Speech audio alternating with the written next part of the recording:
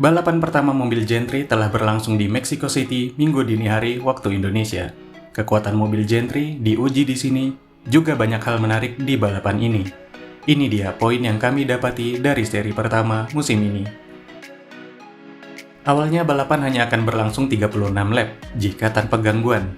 Namun keluarnya safety car 3 kali selama total lebih dari 14 menit membuat balapan diberi 5 lap tambahan.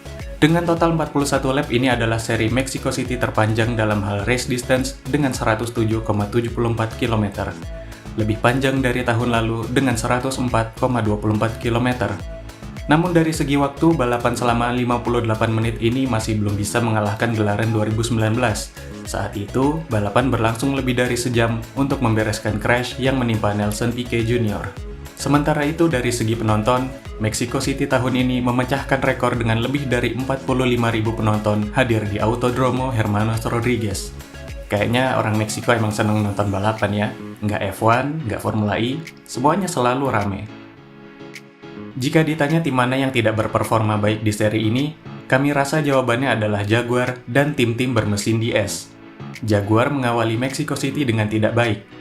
Mitch Evans menabrak tembok tak lama setelah free practice 1 berakhir, dan Sam Bird mengalami masalah ketika free practice 2 baru dimulai beberapa menit. Mereka juga kembali tidak lolos ke duels di Mexico City tahun ini dan harus puas start ke-10 dan 21. Sam Bird gagal finish di balapan ini setelah mengalami masalah pada drive shaft. Untungnya finish ke-8 Mitch Evans bisa jadi pelipur lara untuk pabrikan Inggris ini. DS Penske dan Maserati nampak jadi tim terkuat pasca tes pramusim. Namun realitanya di Mexico City justru di luar ekspektasi. DS dan Maserati nampak kuat di 2 sesi free practice. Begitu masuk kualifikasi, tak ada satupun mobil bermesin DS yang lolos ke babak duels. DS Penske harus puas start ke 11 dan 14, sementara Maserati di urutan 16 dan 17. Di balapan Maserati tidak mendapat poin. Maximilian Günther hanya bisa finish ke-11, sementara Edoardo Mortara kehilangan kendali dan menabrak tembok di pertengahan balapan.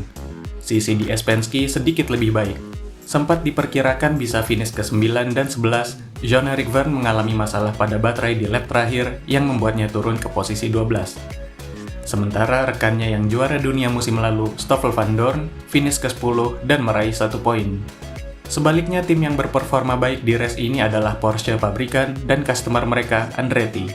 Mereka berdua sukses mengantarkan semua mobil mereka meraih poin. Antonio Felix da Costa finish ke-7, dan Andre Lotterer finish ke-4 di debut bersama tim barunya masing-masing. Sementara Pascal Wehrlein finish kedua dan Jack Dennis memenangkan balapan. Andretti juga sukses mengantarkan kedua mobilnya tembus ke fase knockout duels. Sayang, Lotterer hanya sampai semifinal dan Dennis gagal raih pole position berkat kesalahan mereka sendiri.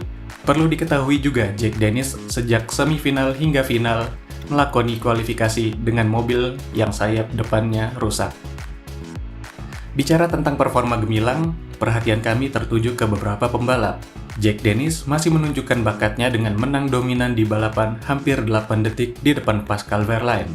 Kemudian, Sasha Fenestras berhasil tembus ke duels untuk pertama kalinya meski hanya sampai perempat final. Debutan McLaren Jake Hughes juga tembus ke duels. Start ketiga, Hughes terkena undercut attack mode dari Pascal Wehrlein dan sempat kesulitan mengejar Lucas Di Grassi jelang akhir balapan. Ia pun harus tunduk dari Andre Lotterer di lap terakhir dan finish kelima. Meski begitu, performa pembalap Inggris ini tetap impresif untuk ukuran debutan di Formula E. Terakhir, ada Lucas Di Grassi yang meraih pole position di balapan kali ini. Saat balapan, ia berhasil bertahan dari tekanan Jack Hughes, Andre Lotterer, Sebastian Buemi, dan Antonio Felix da Costa dengan mobil yang boros selama balapan. Meski hanya bisa finish ketiga, tapi Di Grassi tetap menunjukkan kelasnya sebagai pembalap berpengalaman di Formula E. Norman Nato dan Robin Frijns juga gagal di balapan pertama mobil Gentry. Frijns menghantam bagian belakang mobil Nissan milik Nato dan keduanya langsung tersingkir. Frijns juga mengalami patah di pergelangan tangan akibat kecelakaan ini dan harus menjalani operasi. Belum diketahui apakah Frijns bisa turun di seri berikutnya atau tidak. Menurut kami, balapan di Mexico City tahun ini tidak banyak overtake seperti tahun-tahun sebelumnya, terutama di tikungan pertama. Menariknya, chicane tikungan 9, 10, 11 menjadi titik menyalip yang baik. Mobil Gentry juga terlihat lebih kencang saat berakselerasi, meski agak melambat saat menikung karena kerasnya ban yang dipasok oleh Hankook.